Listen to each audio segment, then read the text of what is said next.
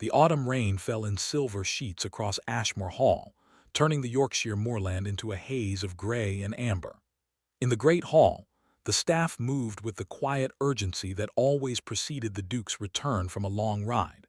Footmen straightened silver candlesticks, maids swept the flagstones a second time, and the housekeeper, Mrs. Thorne, checked the arrangement of chrysanthemums on the central table as though an invading army might arrive to inspect them.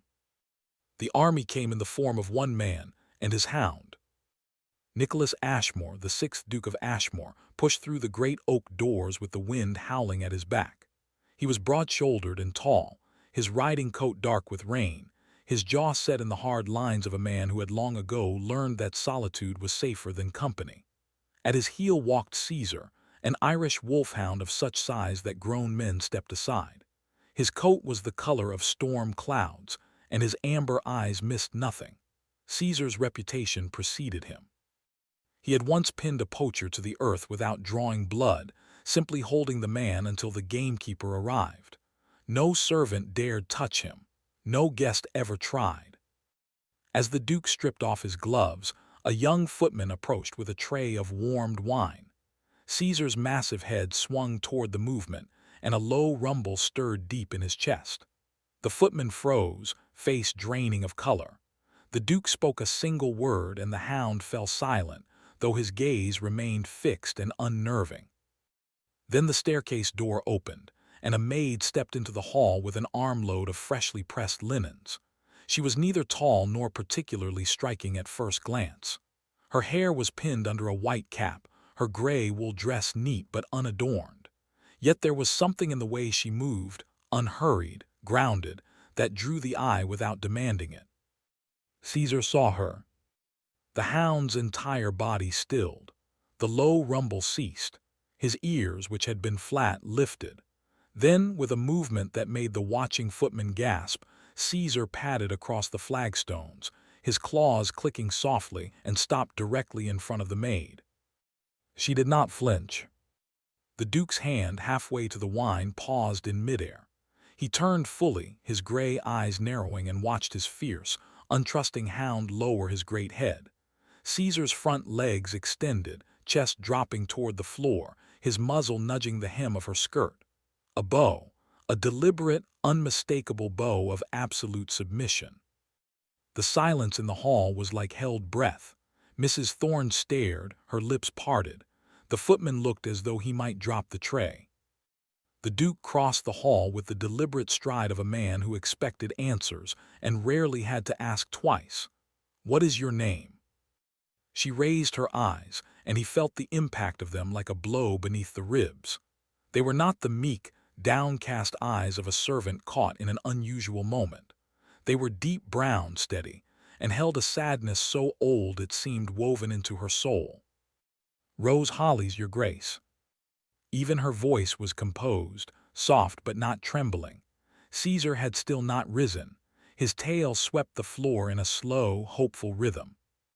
The Duke looked from the wolfhound to the maid, and something shifted in his chest. A sensation he had not felt since a battlefield in Spain, the strange certainty that his life had just taken a turn he could neither predict nor control. He wanted to ask her 100 questions. Why did the beast respond to her? What was the source of that calm? Who was she, truly? But the words locked behind years of guarded habit. "Caesar does not bow to anyone," he said, the statement more an accusation than an observation. Rose lowered her gaze, lashes dark against her cheeks. "Perhaps he is simply weary, your grace." The Duke shook his head slowly. "No, he knows something, and I find I want to know it too." He watched her throat move as she swallowed, the only sign of unease. She did not ask permission to leave, nor did she fidget. She simply stood, linens pressed to her chest, as though waiting for a storm to pass. But the storm had only just arrived, and its name was Nicholas Ashmore. Mrs. Thorne stepped forward, her voice tremulous. "Your Grace, the girl is new, only a month in service. I can have her." "Leave us," the Duke commanded, not unkindly. The housekeeper ushered the other servants away, and the great hall emptied until only the three of them remained: the Duke, the maid, and the hound who had chosen her. The firelight danced over the carved stone, and the rain beat its steady rhythm against the tall windows. Nicholas bent, his knee pressing into the cold floor, and placed his hand on Caesar's head. The dog's tail wagged harder, but he did not move from Rose's feet. "I have had this animal since he was a pup. He has guarded me in war and peace. He trusts no one else." His voice dropped. "What have you done to earn his loyalty in a single moment?" Rose's hands tightened on the linens, and for the first time he saw a flicker of something bright and fierce beneath the surface of her composure. "Perhaps, Your Grace, he sees what others overlook." She did not mean it as a challenge, yet it landed like one. The Duke rose, and as he did, he understood with terrifying clarity that this woman, this maid with her steady eyes and quiet courage, was not merely a curiosity. She was a key. To what door he could not yet name, but the lock was turning inside him whether he willed it or not. He stepped back, his heart pounding in a way it had not since the cannon fire at Badajoz. "You may go, Rose Hollis. We will speak again." She curtsied, a graceful dip that somehow held more dignity than any duchess's obeisance, and walked toward the servant's stair. Caesar whined, a thin, mournful sound, and the Duke placed a hand on the hound's neck to still him. As the door closed behind her, Nicholas Ashmore stood alone in the firelight, and for the first time in 10 years, he felt the cold grip of his own solitude as a wound. Somewhere in the hollow silence of his ancestral hall, a decision was forming, one that would shake the foundations of Ashmore and change everything. He knew she was the one, and he had absolutely no idea what to do about it. For 3 days, the Duke of Ashmore did something he had never done before. He watched a maid. Not in the manner of a predator stalking prey, but with the focused attention of a scholar studying a rare manuscript. He noted her hours, her movements through the corridors, the way she paused to brush a hand over the velvety leaves of the potted ferns in the East Gallery. Caesar, who usually shadowed the Duke's every step, had taken to disappearing for stretches of time. Nicholas always found him in the same place, the servants' hall, curled at the feet of Rose Hollis while she darned linens or polished silver.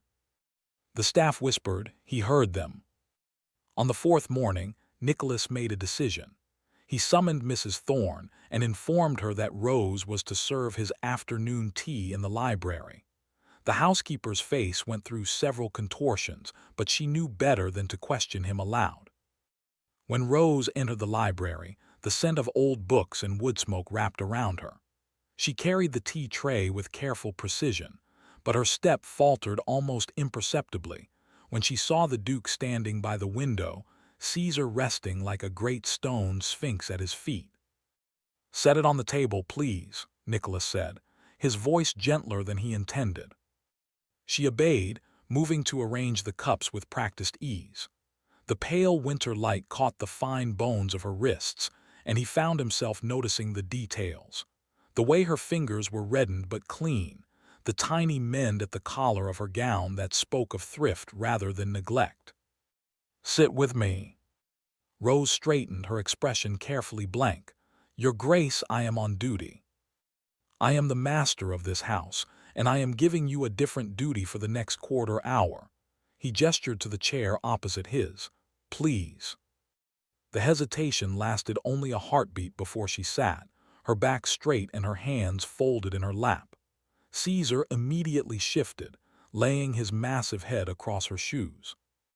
Nicholas poured the tea himself, a gesture that widened her eyes. "I find I cannot stop thinking about that morning in the great hall. I have questions, and I would be grateful if you answered them." "I am a housemaid, Your Grace. There is very little to tell." "I doubt that." He handed her a cup and their fingers brushed. A spark of warmth traveled up his arm, and from the way her breath caught, she felt it too. "Caesar's instinct has never failed me. He saw something in you. I wish to understand what it was." Rose looked down at the hound, her lashes shadowing her cheeks. "I grew up in a small village in Somerset. My father was a tenant farmer who bred sheepdogs. I have always understood animals, Your Grace. They have no reason to lie. And people do. Her eyes lifted, dark and unreadable. People have many reasons to lie: status, fear, shame. The word hung between them, heavy as stone. Nicholas leaned forward, his elbows on his knees. What could a woman like you possibly have to be ashamed of? Rose set the teacup down with a small clink. I have taken enough of your time, Your Grace. If there is nothing else you require. There is everything I require, he said, the words rushing out before he could stop them. Your company, your voice, the strange peace that settles over this house when you are near. I have been a soldier and a duke, Rose Hollis. I have learned to trust the instinct that tells me when something matters. You matter.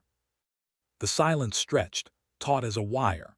Rose rose from the chair, and this time Caesar did not whine but simply watched her with mournful devotion. You are a great lord, she said, her voice barely above a whisper. And I am a servant. Whatever you imagine you see in me is a trick of candlelight, nothing more. Please, Your Grace, let me go back to my work. Nicholas stood, blocking her path to the door. Not threateningly, he would never harm her, but with the stubborn resolve that had earned him a reputation in the House of Lords. Answer me one question, and I will not trouble you again today. Are you in danger, Rose? Is there something you are running from? She did not answer, but her face, for a single unguarded moment, told him everything. The flinch, the tightening around her mouth, the flash of fear in those deep brown eyes. I have no right to your secrets, he said, stepping aside. But I want you to know that whatever you carry, you need not carry it alone, not while you are under this roof. Rose walked to the door, pausing with her hand on the latch. She did not turn around, but her voice reached him, soft and full of something he could not name. You are kind, Your Grace. Kindness is a dangerous thing to offer a woman like me. She was gone before he could reply, and Nicholas sank into his chair, his heart a battlefield of confusion and longing. Caesar padded over and laid his head on his master's knee, and the Duke stroked the rough gray fur. I know, old friend, he murmured, I know. That night Nicholas wrote a letter to a trusted investigator in London. He hated himself for it, but he needed to know who Rose Hollis truly was, and what had put that shadow in her eyes. As he sealed the envelope with wax, he made a silent promise. Whatever he discovered, he would protect her. From the world, and if necessary, from himself.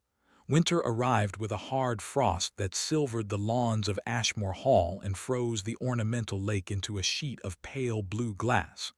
The household fell into the rhythm of the season, but beneath the orderly surface, tension coiled like a spring. The Duke's investigator had sent a preliminary report. Rose Hollis was not her real name. Before she had come to Yorkshire, she had been Margaret Wells, a governess in the household of Sir Reginald Croft, a baronet with a dark reputation and powerful friends. There had been a scandal. The details were murky, but she had fled in the middle of the night, and Sir Reginald had let it be known that she was a thief who had stolen from his family. Nicholas had read the letter twice, then burned it in the library fire. The official story was a lie, he was certain of it. The truth was something far uglier, and it made his blood simmer with a protective fury he had not felt since the war. He sought her out that afternoon. She was in the still room, drying lavender and rosemary for the kitchens. The scent was thick and calming, but her shoulders were tense when he entered. Your Grace, she said, without turning, if you have come to ask more questions, I have no answers you wish to hear. I have come to give you something. He placed a small, leather-bound volume on the table between them. You mentioned once that you enjoy reading. The housekeeper told me you borrow books from the library when you think no one is watching. Rose's hand stilled.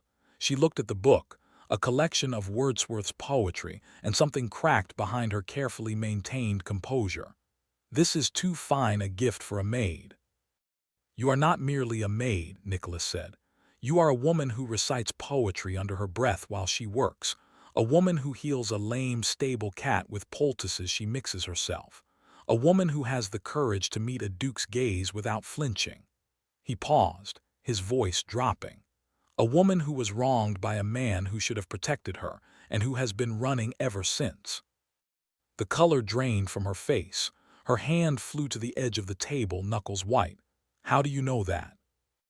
Because I am a duke and I have resources, and I could not rest until I understood what haunted you. He stepped closer, close enough to see the rapid pulse at her throat. I know about Sir Reginald Croft. I know he called you a thief, and I know he is a liar. Rose's breath came in short, ragged bursts. For a moment he thought she might flee, but then her chin lifted and the iron will he had glimpsed before blazed to full life. He cornered me in the schoolroom. His wife was away. I fought him and I ran. He spread the story of the theft to destroy my character because he feared I would speak the truth.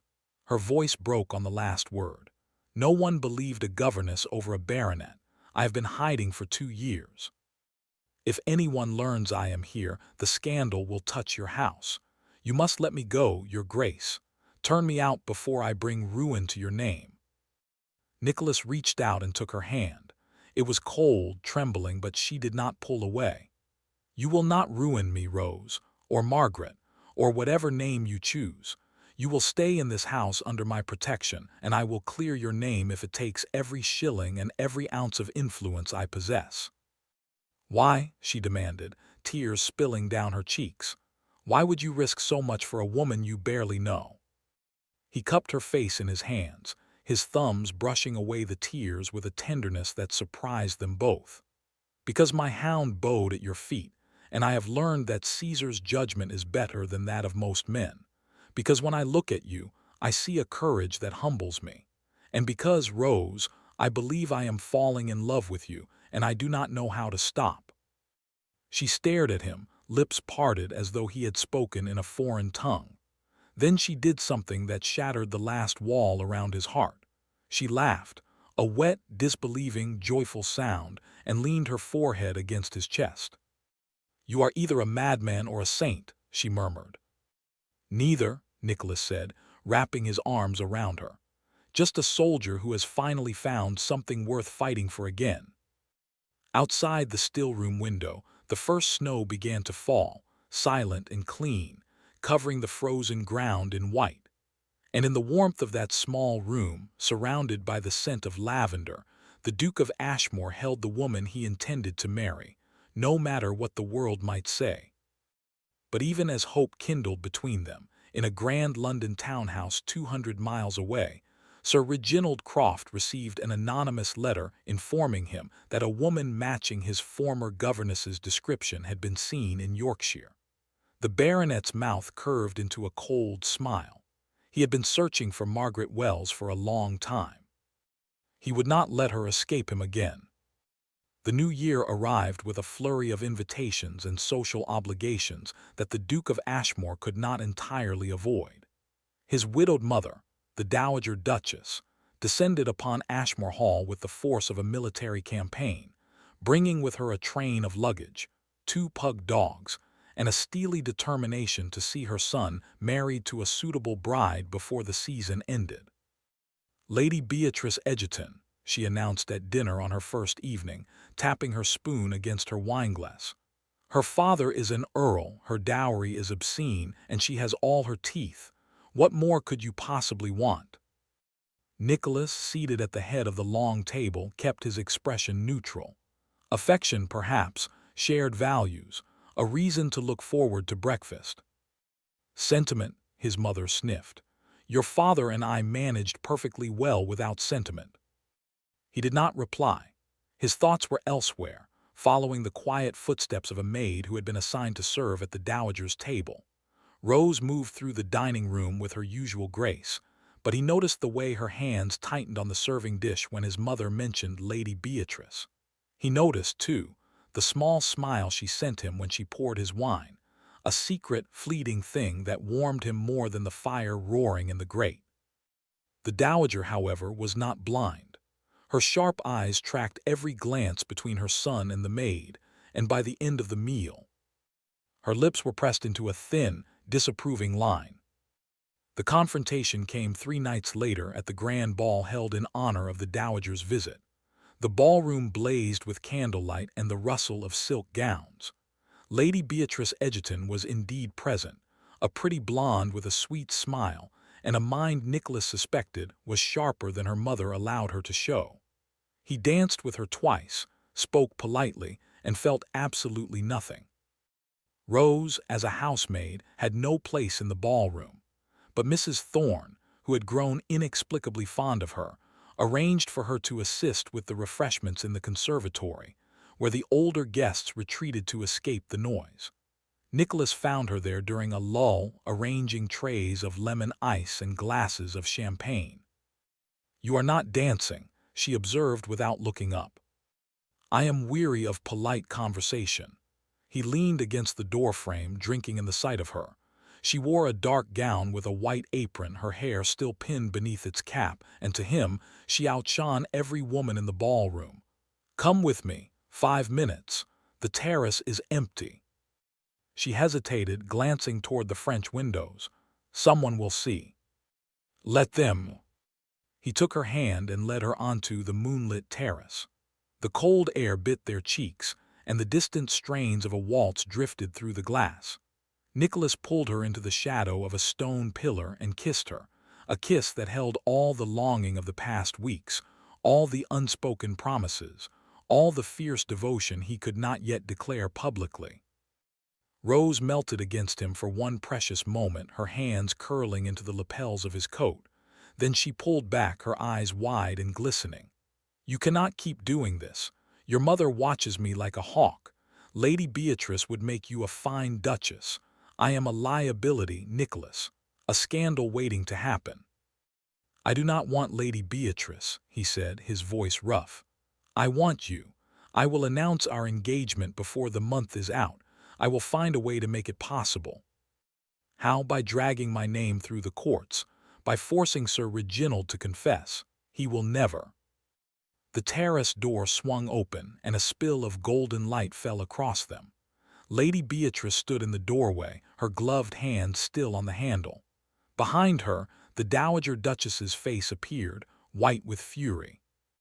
"Well," the Dowager said, her voice cutting through the cold air like a blade, "it seems the servants have forgotten their place, and my son has lost his mind." Rose stepped back as though burned. Nicholas moved in front of her, a shield of broad shoulders and rising anger. "Mother, this is not the time. You will end this absurdity now, Nicholas. That creature will be dismissed by morning." The Dowager's gaze fixed on Rose with contempt. "Pack your things, girl. You are no longer employed in this house." "She is under my protection," Nicholas said, his voice dangerously quiet. "Then you will watch your reputation burn," his mother retorted. "And mine with it. Is she worth that, Nicholas? Is a maid worth the ruin of our family name?" The question hung in the air, unanswered. Rose stepped out from behind him, her head high, her face pale but composed. "I will go, your grace," she said, addressing the Dowager but never looking away from Nicholas. "I never wished to bring trouble to this house." Before he could stop her, she slipped through the terrace door and disappeared into the crowded ballroom. Nicholas made to follow, but his mother seized his arm with surprising strength. "Let her go," she commanded, "or I will make certain the whole county knows what she truly is." That night Rose packed a small bag and left Ashmore Hall through the servants' entrance. She walked 3 miles through the snow to the village, where the innkeeper's wife, a kind woman who had once bought herbs from her, gave her a room. She did not cry. She had learned long ago that tears changed nothing. But as she sat on the narrow bed, staring at the frost on the window, she allowed herself one single, selfish thought. She would have liked to see Caesar one last time. At Ashmore Hall, Nicholas stood in the empty terrace doorway, the cold seeping through his clothes, and felt a rage building inside him that terrified even himself. His mother had won this battle, but the war was far from over. For 3 weeks, the Duke of Ashmore conducted a relentless search. His men rode to every coaching inn and railway station within 50 miles. He wrote letters, called in favors from old army comrades, and barely slept. The Dowager, convinced she had saved the family from disgrace, returned to London, leaving Ashmore Hall to its brooding master and a very mournful wolfhound. Caesar had stopped eating the day Rose left. He lay in the great hall with his head on his paws, ignoring bowls of chopped beef and the coaxing of stable boys. Nicholas understood. He felt the same hollow ache, the same sense of wrongness that poisoned every hour. The breakthrough came on a gray February morning. A letter arrived from a retired solicitor in York, who had been informed by a clerk that a young woman matching Rose's description had taken a room in a boarding house near the Minster. She was working as a seamstress, going by the name Mary Brown. Nicholas read the letter, his hands trembling, and ordered his horse saddled before the ink was dry. He found her in a cramped upstairs room with a sloped ceiling and a single grimy window. She sat by a small stove, her fingers working a needle through a length of dark wool. The room smelled of coal smoke and poverty, but when she looked up and saw him standing in the doorway, her face lit with something that made the long ride worth every frozen mile. "Nicholas," she breathed, then her expression shuddered. "You should not have come." "I will always come for you." He crossed the room in 3 strides and knelt before her, taking her cold hands in his. "I have been a fool. I thought I could protect you by letting you go. Instead, I only proved that the world is as cruel as you always knew it was." "Your mother was right," Rose said, though her voice wavered. "You are a duke. Marrying a disgraced governess would destroy everything your family has built." "Then I will not be a duke," Nicholas said. She stared at him as though he had announced his intention to fly to the moon. "You cannot mean that." "I mean every word. There is a farm in Scotland near Inverness. It belonged to my mother's family, but she never sets foot there. I can sell Ashmore to a cousin or let it fall to the crown. I do not care. I spent 10 years in the army learning what matters: Rose, loyalty, honor, love. None of those things require a title." Tears spilled down her cheeks, but she shook her head. "I will not let you sacrifice your birthright for me. What kind of life would that be? You would grow to resent me, and I would rather lose you to duty than to bitterness." The argument stretched into the evening. They circled each other, voices rising and falling. Caesar, who had accompanied his master and now lay across Rose's feet as though he would never let her out of his sight, whined whenever one of them shouted. Finally, in the fading light, Rose asked the question Nicholas had dreaded. "Sir Reginald, has he learned where I am?" Nicholas's silence was answer enough. She closed her eyes, a shudder passing through her small frame. "I received a letter 2 days ago," she whispered, "from a man claiming to be his solicitor. He says if I return to Croft Hall willingly and submit to his authority, he will drop the charges of theft. If I do not, he will publish the story in every newspaper in England and name me for what he claims I am." "He will do no such thing." Nicholas rose, his face set in lines of cold determination. "I have been gathering evidence against him for weeks. 3 other women, Rose, 3 governesses before you. He ruined them all, and they have been too frightened to speak. But I have found them. I have their sworn statements. Sir Reginald Croft will never touch you again because I am going to destroy him." Rose looked up at him, and in her eyes was not the adoration of a maiden in a storybook, but something far more profound. It was the dawning recognition that she was not alone, that someone had finally, truly believed her. "You did all that," she asked, her voice breaking, "for me?" Nicholas pulled her to her feet and wrapped her in his arms. Caesar barked, a joyful, booming sound, and circled their legs, his tail wagging furiously. "For you, for justice, for the chance to look the ton in the eye and tell them that my future duchess is a woman of more courage and honor than any of them will ever possess." Against his chest, Rose let out a sob that was half laughter. "You are utterly impossible." "I know." He pressed a kiss to her hair. "Will you come home?" She lifted her face, and her answer was in her eyes before her lips formed the words. "Take me home, Nicholas, but promise me something." "Anything." When the time comes to face Sir Reginald, let me stand beside you. I have been running for so long. I want to stop." Nicholas Ashmore, the soldier duke who had faced cannon fire without flinching, felt his eyes sting. He nodded, unable to speak past the tightness in his throat. Together with the Wolfhound trotting ahead as though leading a triumphant parade, they descended the narrow stairs and stepped into the gray York Street. The future was uncertain, the battle ahead daunting. But for the first time, they faced it side by side. And that, Nicholas thought, was all that mattered.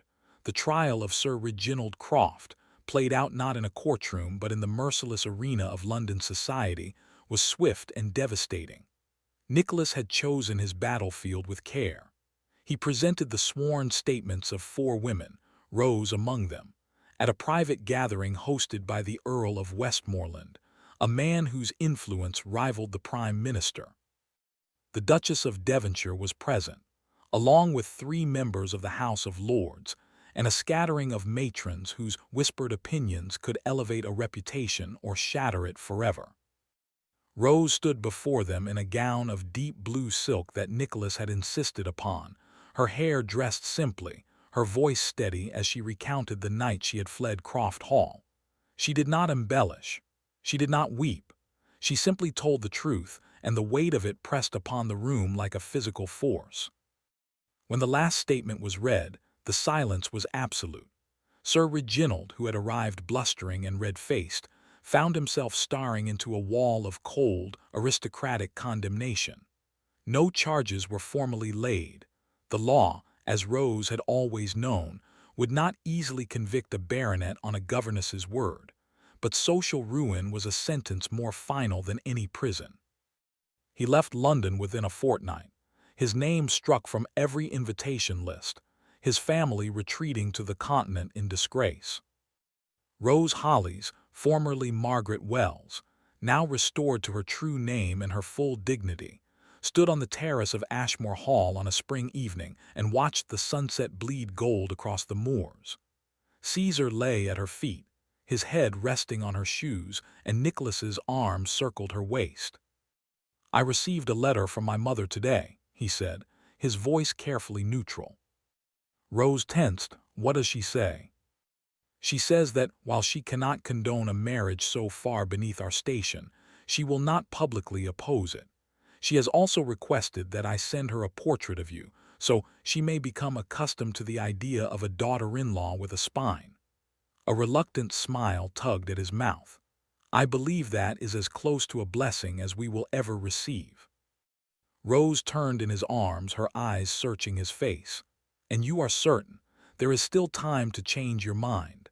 Lady Beatrice would have you. I saw her at the hearing, watching you with such hope." "Lady Beatrice," Nicholas interrupted, "congratulated me afterward and told me I was the most interesting man she had ever met, precisely because I was willing to burn my reputation for love. She has since become engaged to a vicar with radical political views. I suspect they will be very happy." He cupped Rose's chin, tilting her face upward. "I have never been more certain of anything. Marry me, Margaret Rose."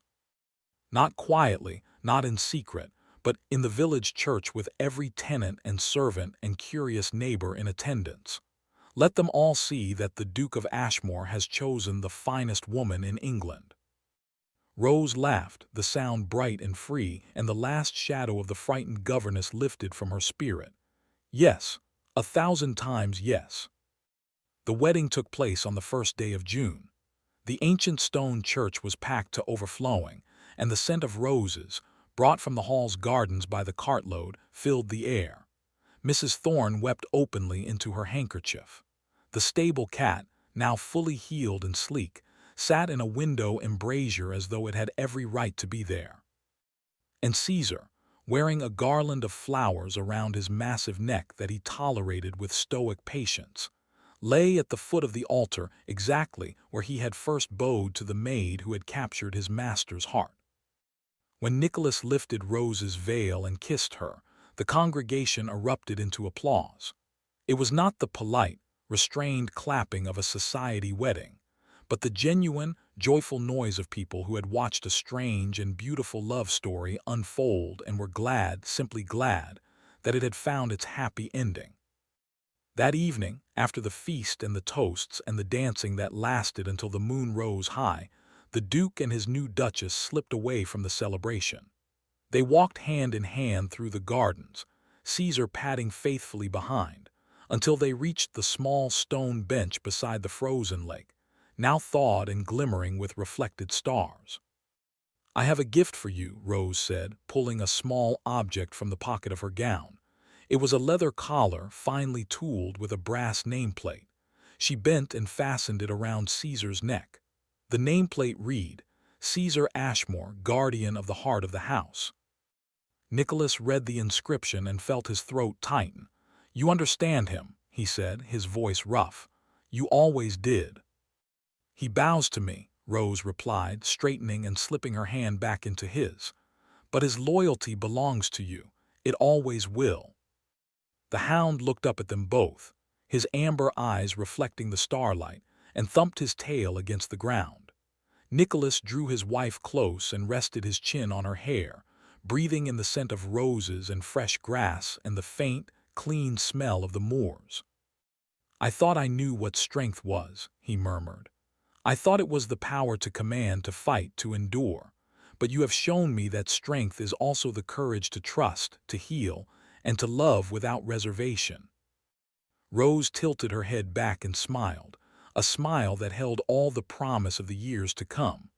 "Then we have taught each other something, Your Grace." "Nicholas," he corrected. "To you I am only Nicholas." And in the quiet of the spring night, with the great hound standing sentinel beside them, they sealed their new beginning with a kiss that tasted of home. 5 years later, Ashmore Hall basked in the golden warmth of late summer. The gardens, once so formal, had been coaxed by the Duchess into something wilder and more joyful, roses tumbling over stone walls, herb beds spilling lavender into the pathways, and a small orchard where 2 children played beneath the apple trees.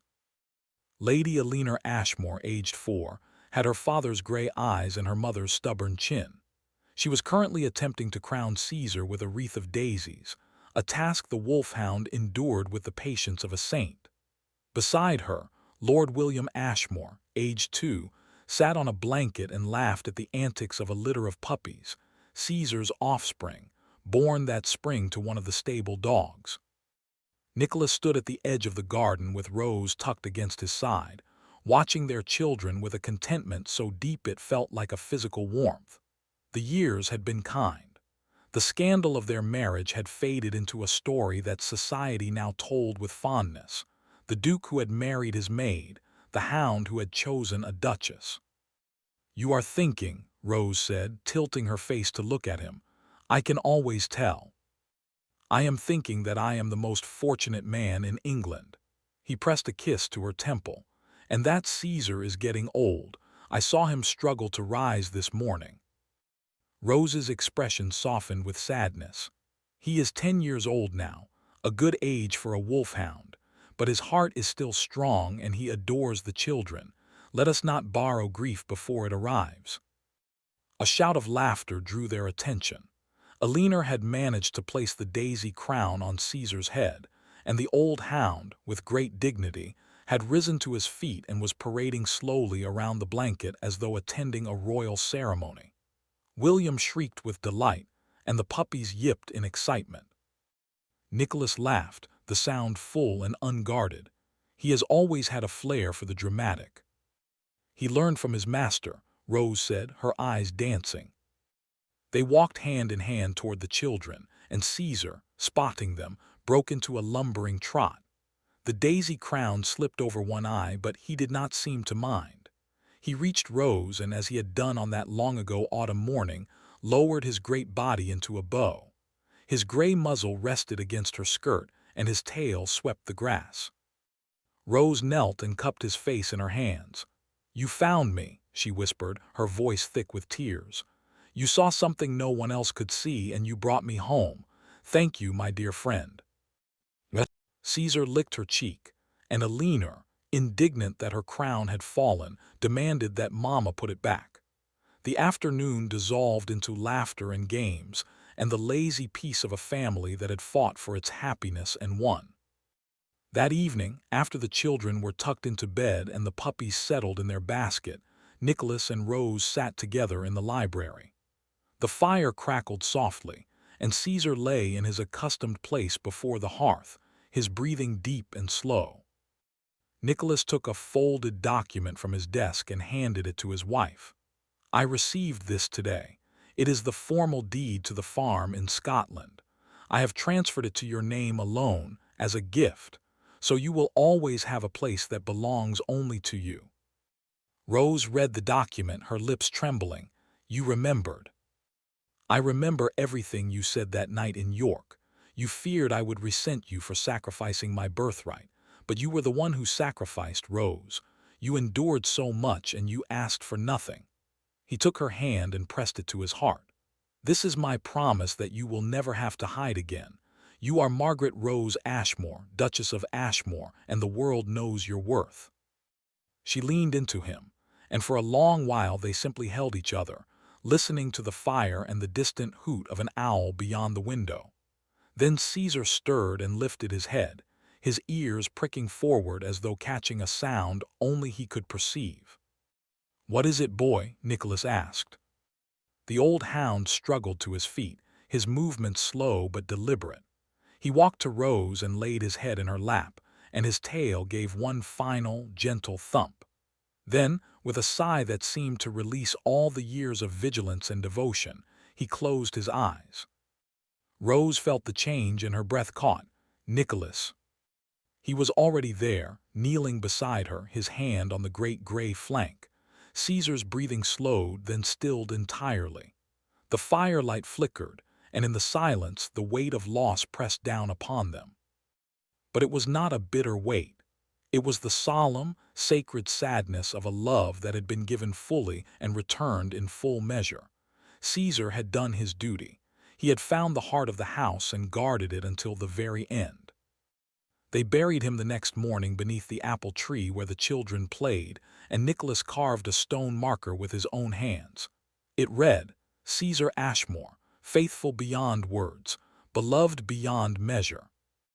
And as the seasons turned and the years rolled on, the story of the fierce hound who had bowed at a maid's feet became a legend told to every new generation at Ashmore Hall. It was a story of instinct and honor, of a love that defied every boundary, and of a duke who had the wisdom to listen when his heart, and his hound, told him the truth. Rose stood before the stone on a cool autumn evening, her hand resting on the time-worn surface, and smiled through her tears. Nicholas came up behind her, his hair now touched with gray, and wrapped his arms around her. "He knew," Rose said. "Before either of us he knew." "He always did," Nicholas replied. And in the rustle of the apple leaves, in the distant laughter of their children, in the enduring peace of the life they had built together, the legacy of that knowing lived on.